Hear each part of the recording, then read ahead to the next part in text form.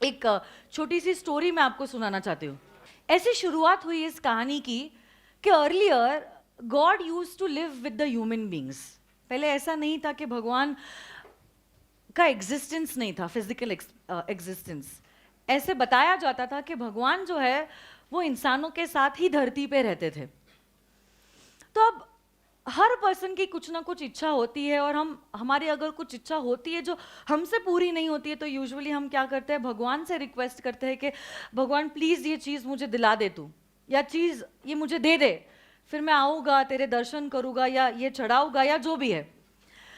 तो पहले के जमाने में भी ऐसे ही हुआ करता था, सिर्फ डिफरेंस ये था कि तब भगवान का फिजिकल एग्जिस्टेंस क्योंकि था, तो इंसान भगवान के पास जाता था और उसको एक से एक बोलता था कि मुझे ये चीज चाहिए, प्लीज भगवान मुझे ये चीज तू दे।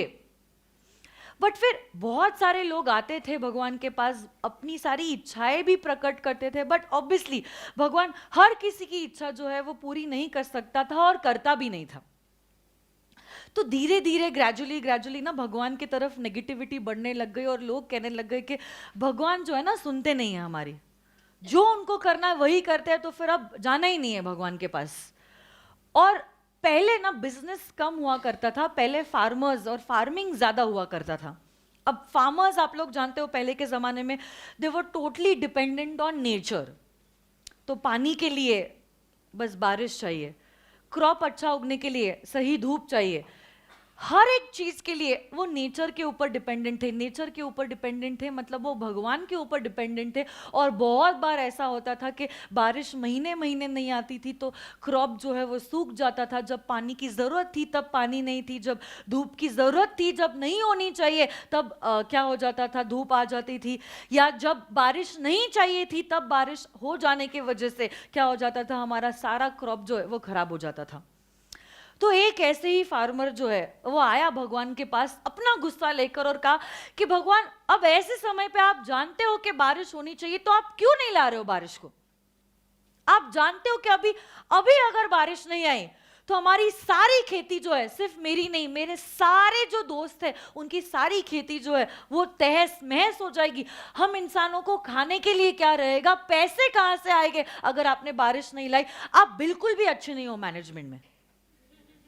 कह दिया आप किसी की भी कोई इच्छा पूरी नहीं करते हो, आपको यहां पे होना ही नहीं चाहिए, आपको जगह गलत दी गई है। अगर मैं आपकी जगह पे होता, देखना आप मैं सबको कितना खुश करता। तो भगवान ने एकदम शांति से उनकी बात सुन तो ली। तो भगवान ने कहा कि ठीक है बेटा, अगर आपको लगता है कि मैं इतना अच्छा मैनेजर नहीं हूं, तो फिर क्यों ना ऐसे करे कि आप मेरी जगह 1 साल के लिए ले लीजिए। वो किसको कह रहे हैं? वो फार्मर को, कि तुम मेरी जगह ले लो, मैं भी इंसान बन के रहना चाहता हूं, क्योंकि कुछ भी चीज की जरूरत है जाके भगवान से मांगो। मैं भी आराम की जिंदगी जो है वो जीना चाहता हूं, मैं भी आना चाहता हूं आपकी जिंदगी में, आपके पैरों में, और आप मेरी जगह लेके देखिए, आपको भी समझ में आ जाएगा कि मैं कैसे ये सारा मैनेज कर रहा हूं।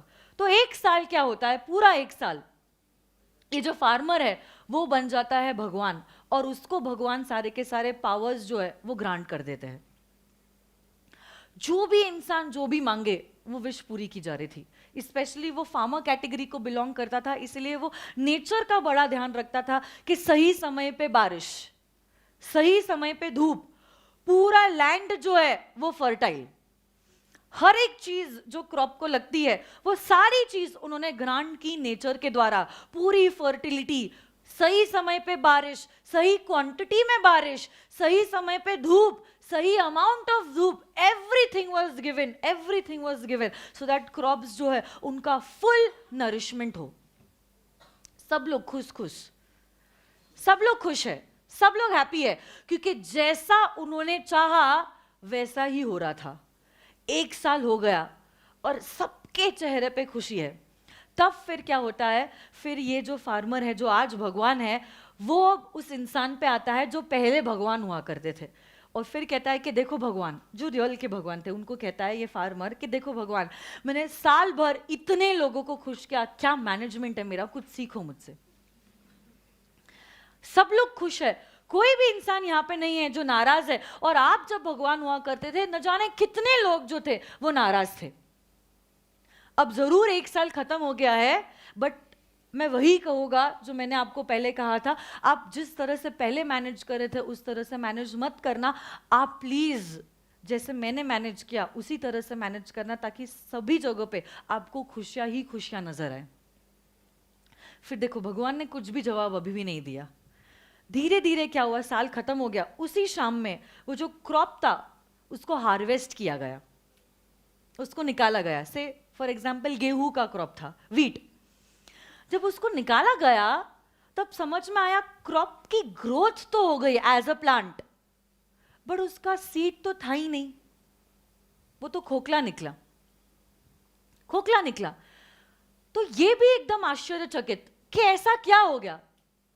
सब कुछ जो था वो परफेक्ट था, सब कुछ जो था वो परफेक्ट था। सही खत मिला उसको, सही लैंड मिला, सही समय पे सही क्वांटिटी की बारिश मिली और धूप भी उसको सही मिली। तो ऐसा क्या हो गया कि ये क्रॉप ही खोखला निकला। मतलब नापुंसक समझ लीजिए, सीरियसली। मतलब देखो आप भावनाओं को समझो, आज वो है बट उसमें वो क्षमता नहीं है। फर्स्ट जनरेशन तो आ गया कि अगला जनरेशन बढ़े, मतलब खोखली चीज हो गई ना वो। आज तो मिल गया बट अब उसमें वो काबिलियत ही नहीं है, वो क्षमता ही नहीं है कि वो आगे बढ़े। ये पहला जनरेशन था और वो आखिरी वाला जनरेशन रह जाएगा। तो ये एकदम आश्चर्यचकित, सरप्राइज, और वो भगवान से कह रहा है कि भगवान ये आपने क्या जादू चला दिया। क्रॉप तो इतना अच्छा होगा बट अब उसके सीड्स ही नहीं है। तो भगवान कहते हैं मैंने कुछ जादू नहीं किया, मेरे पास तो पावर्स भी नहीं थे। ये सारा पावर जो है वो तो आप ही के पास है। जो आपने किया वही किया है और आपने जो ना किया है वो आपने नहीं किया है। मैंने तो अपनी आम जिंदगी बिताई है पिछले 1 साल में पूरे मजे में, मैंने कुछ नहीं किया है। तो ये भी सोच में है, ये सोच रहा है एवरीथिंग वाज परफेक्ट, फिर भी ये कमी क्यों। तब भगवान ने कहा वही है क्योंकि सब कुछ परफेक्ट था, उसको वो स्ट्रगल का फेस समझ में ही नहीं आया। और क्योंकि उसकी जिंदगी में स्ट्रगल नहीं था, वो बाहर निखर के आया ही नहीं। उसमें वो क्षमता ही नहीं थी कि वो आगे किसी को जन्म दे पाए, आगे वो फेज देख पाए, आगे अपने जनरेशन को बढ़ा पाए।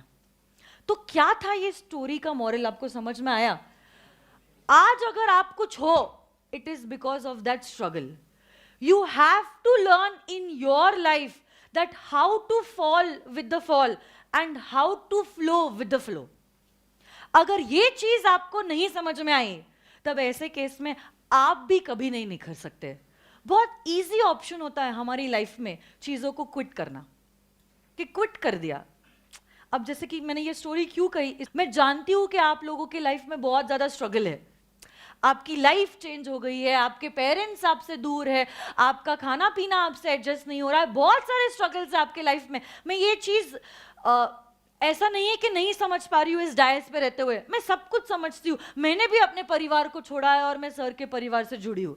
मेरे भी रहने के, मेरे भी खाने पीने के स्टाइल्स अलग थे और यहाँ के जो लाइफ स्टाइल्स है वो टोटली अलग है। बट देखो आज अगर मैं कुछ हूँ, it is because I went through all this struggle. अगर आपके लाइफ में स्ट्रगल नहीं रहेगा और सिर्फ आराम रहेगा, everything in the comfort zone, आप इस चीज से बाहर निकल ही नहीं पाओगे।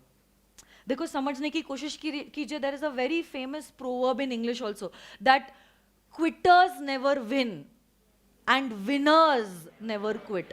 आप अगर आज यहां पे आए हो, कुछ चीज हासिल करने के लिए आए हो या नहीं हो। अब आप खुद सोचिए कि आपके माँ बाप को अच्छा लगेगा कि सब कुछ छोड़ के आप वापस से उनके पास चले गए। उनको ये खुशी कम होगी कि आप उनके पास आए हो, उनको ये गम ज्यादा होगा कि हम हमारे बच्चे को समझा नहीं पाए या हमारे बच्चे को हम समझा नहीं पाए कि कैसे सिचुएशन को फेस करते हैं। स्ट्रगल्स आते हैं, ऐसा कभी नहीं होता है कि आपके लाइफ में कभी स्ट्रगल रहेगा ही नहीं। हर एक के लाइफ में स्ट्रगल्स आते हैं। आप क्या, मैं भी। आज आपको लग रहा होगा कि मैम कितनी लकी है, उनका नाम पूरे भारत देश में करोड़ों में उन्होंने कमा रही है, हजारों में स्टूडेंट्स उनके लाइव और वर्चुअल प्लेटफॉर्म के थ्रू पढ़ाई कर रहे हैं, कितनी मस्त जिंदगी है मैम की। बट समझने की कोशिश कीजिए, आज अगर मैं यहां पे हूं, it is not because of my luck, it is because of my commitment. ये मुकाम हासिल करने के लिए मैंने बहुत कुछ खोया है, बहुत कुछ। आप लोग शायद मुझे पर्सनली जानते नहीं हो, इसलिए आपको पता नहीं है कितनी सारी चीजें मैंने खोई है, but various things in my life I had to quit so that I could come here.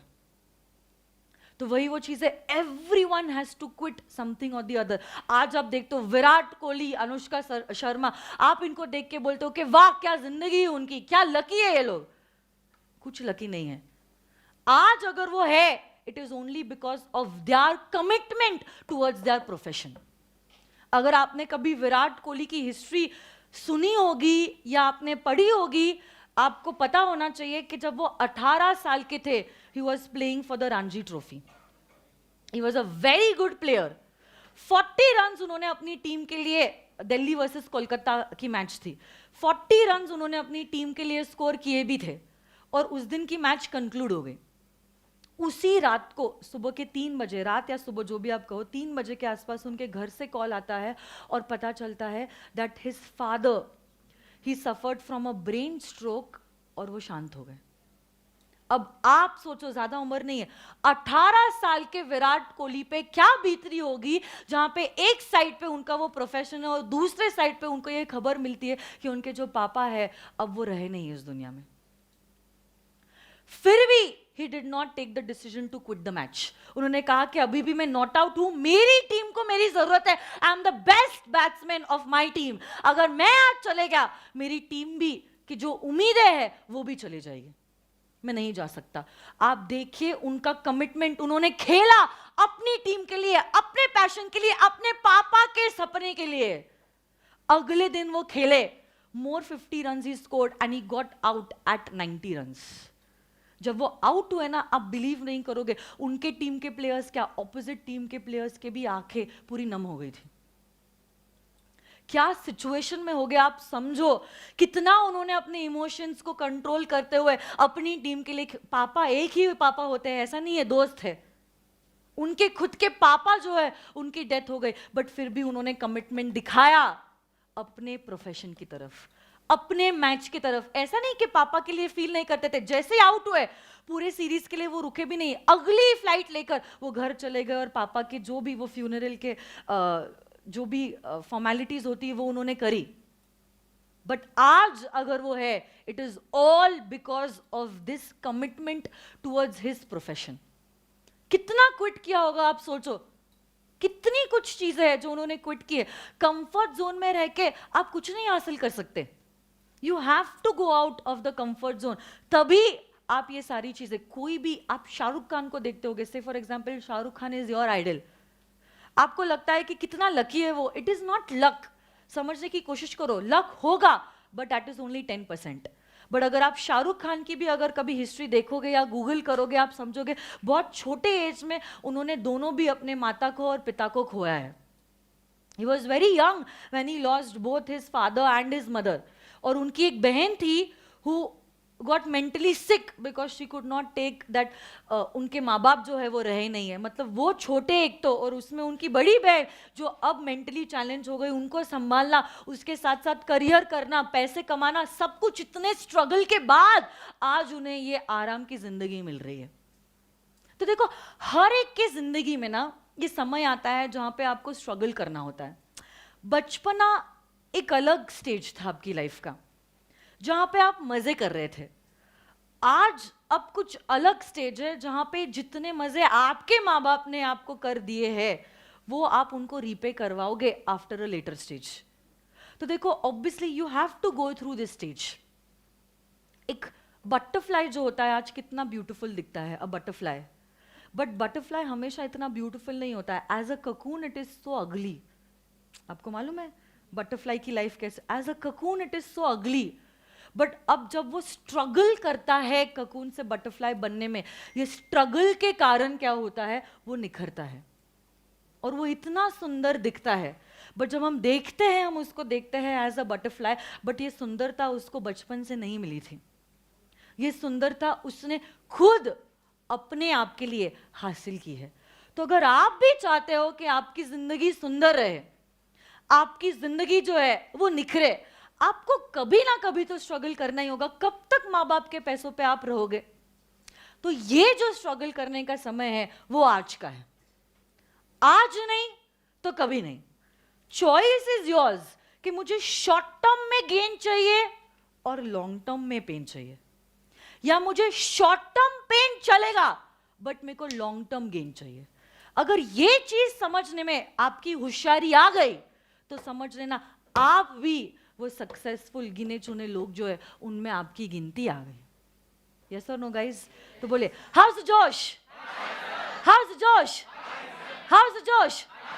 चलो, thank you very much, see you all tomorrow.